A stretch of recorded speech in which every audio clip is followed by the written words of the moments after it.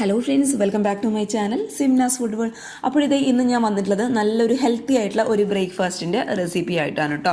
അപ്പോൾ ഈ ഒരു ബ്രേക്ക്ഫാസ്റ്റിൻ്റെ പ്രത്യേകത എന്താണെന്ന് വെച്ചാൽ നമ്മളെപ്പോഴും ദോശയും ഇഡ്ഡലിയും അല്ലാന്നുണ്ടെങ്കിൽ ചപ്പാത്തിയൊക്കെ അല്ലേ കഴിക്കാറ്. അധികം മിക്ക വീട്ടിലും അത് തന്നെയായിരിക്കും. അപ്പോൾ അതിൽ നിന്ന് കുറച്ച് ഒരു വെറൈറ്റി ആയിട്ട് നമുക്ക് പെട്ടെന്ന് റെഡിയാക്കി എടുക്കാൻ പറ്റിയ നല്ലൊരു ഹെൽത്തി ആയിട്ടുള്ള ബ്രേക്ക്ഫാസ്റ്റാണ്. അരിപ്പൊടി വെച്ചിട്ടാണ് നമ്മളിത് ചെയ്തെടുക്കാനായിട്ട് പോകുന്നത്. അപ്പോൾ നമുക്ക് പെട്ടെന്ന് തന്നെ കണ്ടു നോക്കിയിട്ട് ഇഷ്ടപ്പെട്ടാൽ തീർച്ചയായിട്ടും ട്രൈ ചെയ്ത് നോക്കുക. പിന്നെ എൻ്റെ ചാനലിലെ വീഡിയോസൊക്കെ ആദ്യമായിട്ട് ആരെങ്കിലും കാണുകയാണെന്നുണ്ടെങ്കിൽ ഒന്ന് സബ്സ്ക്രൈബ് ചെയ്യുക കേട്ടോ. അപ്പോൾ നമുക്ക് പെട്ടെന്ന് തന്നെ ഈ ഹെൽത്തി ആയിട്ടുള്ള ബ്രേക്ക്ഫാസ്റ്റ് എങ്ങനെ റെഡിയാക്കും നോക്കാം. അപ്പോൾ ഈ ഒരു ടേസ്റ്റി ആയിട്ടുള്ള ബ്രേക്ക്ഫാസ്റ്റ് റെഡിയാക്കാനായിട്ട് ഞാനിപ്പോൾ ഇവിടെ എടുത്തിട്ടുള്ളത് 1.5 കപ്പോളം അരിപ്പൊടിയാണ്. അപ്പോൾ അരിപ്പൊടി എന്ന് പറയുമ്പോൾ ഒരിക്കലും പുട്ടുപൊടി എടുക്കാനായിട്ട് പാടില്ല. നമ്മൾ അപ്പം അതുപോലെ ഇടിയപ്പമൊക്കെ ചൂടാൻ ഉപയോഗിക്കുന്ന ഏറ്റവും നൈസായിട്ടുള്ള തരികളില്ലാത്ത പൊടി. അത് നമുക്ക് 1.5 കപ്പോളം ഈ ഒരു പാത്രത്തിലോട്ട് അങ്ങോട്ട് ഇട്ട് കൊടുക്കാം. ഇനി ഈ ഒരു പൊടിക്ക് ആവശ്യമായിട്ടുള്ള ഉപ്പും കൂടി നമുക്ക് ഈ ഒരു സമയത്ത് തന്നെ അങ്ങനെ ചേർത്ത് കൊടുക്കാം.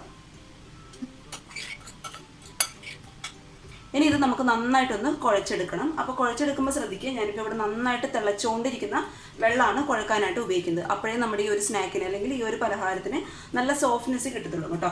അപ്പോൾ ആവശ്യത്തിന് വെള്ളം ഒഴിച്ചിട്ട് ഏകദേശം നമ്മൾ പത്തിരിക്കൊക്കെ മാവ് കുഴക്കില്ലേ, നൈസ് പത്തിരിക്കൊക്കെ ആ ഒരു രീതിയിൽ നന്നായിട്ട് നല്ല സോഫ്റ്റായിട്ട് അങ്ങോട്ട് കുഴച്ചെടുക്കാനായിട്ട് നോക്കുക കേട്ടോ.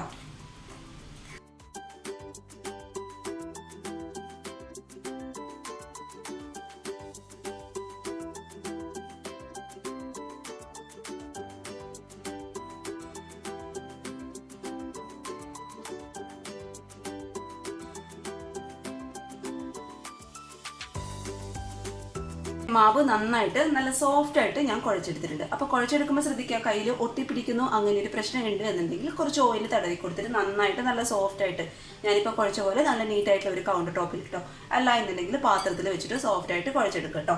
ഇനി നമുക്ക് ഈ മാവ് ജസ്റ്റ് ഒന്ന് ആവി കയറ്റി എടുക്കണം. അതിനായിട്ട് നമ്മൾ സ്റ്റീം ചെയ്യുന്ന ഒരു പാത്രം എടുത്തിട്ടുണ്ട്. അതിലോട്ട് ഈ മാവിൽ നിന്ന് ചെറിയ ഉരുളകളാക്കി കയ്യിൽ വെച്ചിട്ട് ഒന്ന് ഉരുട്ടി ജസ്റ്റ് ഒന്ന് പ്രസ് ചെയ്ത് കൊടുക്കാം. നമ്മളിത് ഈ ഒരു ഷേപ്പിൽ ആക്കി കൊടുക്കുക കേട്ടോ. ഇനി നമുക്കിതൊരു പാത്രത്തിലോട്ട് അങ്ങോട്ട് ഇട്ട് കൊടുക്കാം.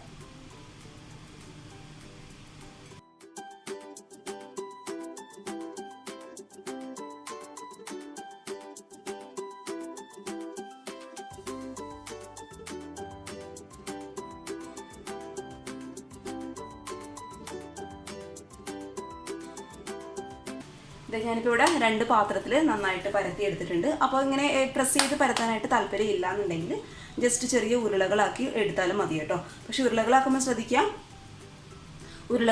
ശ്രദ്ധിക്കുക ഒരുപാട് വലിപ്പമുള്ള ഉരുളകളാക്കണ്ട, കാരണം ഉള്ളു വേവാനായിട്ട് ബുദ്ധിമുട്ടായിരിക്കും. അതുകൊണ്ട് കുഞ്ഞു കുഞ്ഞു ഉരുളകളാക്കി എടുക്കുക കേട്ടോ. ഇനി നമുക്ക് എന്ത് ചെയ്യണം, ഇത് രണ്ടും നന്നായിട്ടൊന്ന് സ്റ്റീം ചെയ്ത് എടുക്കണം. വെള്ളം നന്നായിട്ട് തിളയ്ക്കുന്നുണ്ട്. ആ ഒരു സമയത്ത് നമുക്ക് ഈ ഒരു പാത്രം പതുക്കെ കൈയൊന്നും പൊള്ളിക്കാതെ അങ്ങോട്ട് ഇറക്കി വെച്ച് കൊടുക്കാം.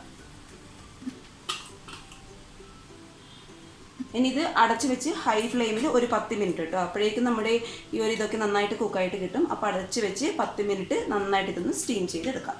അതവിടെ കിടന്ന് വേവുന്ന സമയം കൊണ്ട് നമുക്ക് ഈ ഒരു ബ്രേക്ക്ഫാസ്റ്റിന് ആവശ്യമായിട്ടുള്ള ചമ്മന്തി ഒന്ന് അരച്ചെടുക്കണം. അപ്പോൾ ചമ്മന്തി ഇങ്ങനെ സാധാരണ അരയ്ക്കുന്ന പോലെ കേട്ടോ.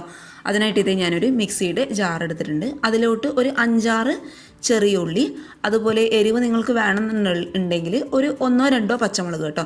പിന്നെ ഒട്ടും എരിവ് വേണ്ടാന്നുള്ളവർക്ക് ഈ ഒരു പച്ചമുളകിൻ്റെ സ്റ്റെപ്പ് അങ്ങോട്ട് അവോയ്ഡ് ചെയ്യാം. ഞാനിപ്പോൾ എന്തായാലും ഒരു പച്ചമുളക് എടുത്തിട്ടുണ്ട്.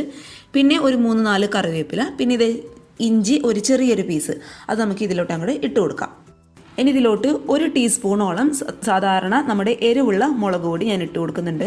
ഇത് ഒരു 1/4 ടീസ്പൂൺ ഇല്ല കേട്ടോ, അതിലും കുറവ് ജീരകം പൊടിച്ചത്. അഥവാ നിങ്ങളുടെ കയ്യിൽ പൊടിച്ചത് ഇല്ല എന്നുണ്ടെങ്കിൽ അതിന് പകരമായിട്ട് ഒരു 1/4 ടീസ്പൂൺ ജീരകം ഇട്ടാലും മതിയാവും കേട്ടോ. ഈ ഒരു ചമ്മന്തിക്ക് ആവശ്യമായിട്ടുള്ള ഉപ്പും കൂടി ഞാൻ ഈ ഒരു സമയത്ത് തന്നെ ഇട്ട് കൊടുക്കുന്നുണ്ട്.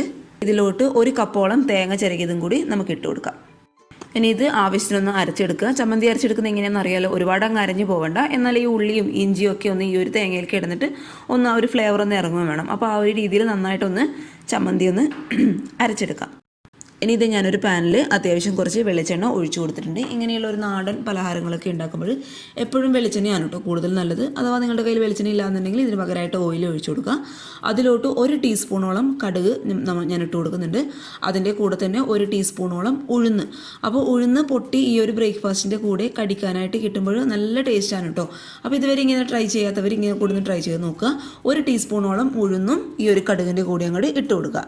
ഇനി ഇതിലോട്ട് കുറച്ച് കറിവേപ്പില കൂടി നമുക്ക് ഇട്ട് കൊടുക്കാം. അതിനുശേഷം ഇത് നമ്മൾ നേരത്തെ അരച്ച് വെച്ച ചമ്മന്തി കംപ്ലീറ്റ് ആയിട്ട് ഈ ഒരു പാനിലോട്ട് അങ്ങോട്ട് തട്ടി കൊടുക്കാം. ഇനി ഇതിലോട്ട് മിക്സിയുടെ ജാറിലോട്ട് ഒരു 1/4 കപ്പോളം നന്നായിട്ട് തിളച്ചുകൊണ്ടിരിക്കുന്ന വെള്ളം ഞാൻ ഒഴിച്ചു കൊടുക്കുന്നുണ്ട്.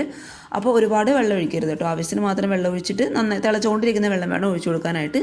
ഇത് നന്നായിട്ട് തിളച്ച് വരുന്ന ആ ഒരു സമയത്ത് നമ്മൾ നേരത്തെ സ്റ്റീം ചെയ്ത് മാറ്റി വെച്ചത് നമുക്ക് ഈ ഒരു ചമ്മന്തിയിലോട്ട് അങ്ങോട്ട് ഇട്ട് കൊടുക്കാം. ഒരു സമയത്തൊക്കെ സ്റ്റൗ എന്ന് പറയുന്നത് ഏറ്റവും ലോ ഫ്ലെയിമിലാണ് കേട്ടോ. ഒരുപാട് അങ്ങ് ഹൈയോ മീഡിയം വെച്ച് കഴിഞ്ഞാൽ ചമ്മന്തി ആയതുകൊണ്ട് പെട്ടെന്ന് അങ്ങ് കരിയാനുള്ള ചാൻസ് ഉണ്ട്. അതുകൊണ്ട് ലോ ഫ്ലെയിമിൽ വെച്ചിട്ട് ഇത് പതുക്കെ അങ്ങോട്ട് മിക്സ് ചെയ്ത് കൊടുക്കുക. പിന്നെ ഇട്ടെന്ന് കഴിഞ്ഞാൽ ഒരുപാട് സമയം ഇട്ട് തിളപ്പിക്കേണ്ട ആവശ്യമൊന്നുമില്ല. ജസ്റ്റ് ഒരു 1-2 മിനിറ്റ് മാത്രം കേട്ടോ. ഒരുപാട് സമയം ഇട്ട് തിളപ്പിച്ച് കഴിഞ്ഞാൽ നമ്മുടെ അടിഭാഗം പെട്ടെന്ന് അങ്ങ് കരിയാനുള്ള ചാൻസ് ഉണ്ട്. അപ്പോൾ ലോ ഫ്ലെയിമിൽ വെച്ചിട്ട് ഈ ഒരു ചമ്മന്തിയിലേക്ക് കിടന്ന് അത് നന്നായിട്ട് അങ്ങോട്ട് മിക്സ് ആവണം. അപ്പോഴാണ് കഴിക്കാനായിട്ട് നല്ല ടേസ്റ്റ് ഉണ്ടാവുക കേട്ടോ. ഇത്രയേ ഉള്ളൂ. എല്ലാവരും ഒന്ന് ട്രൈ ചെയ്ത് നോക്കാം. നല്ല ടേസ്റ്റുള്ള ഒരു സാധനമാണ് കേട്ടോ. അപ്പോൾ എൻ്റെ സ്പെഷ്യൽ റിക്വസ്റ്റാണ്, തന്നെ കൂട്ടിക്കോളൂ. തീർച്ചയായിട്ടും ട്രൈ ചെയ്ത് നോക്കിയിട്ട് നിങ്ങളുടെ അഭിപ്രായങ്ങൾ കമൻറ്റ് ബോക്സിൽ ഒന്ന് അറിയിക്കുക കേട്ടോ.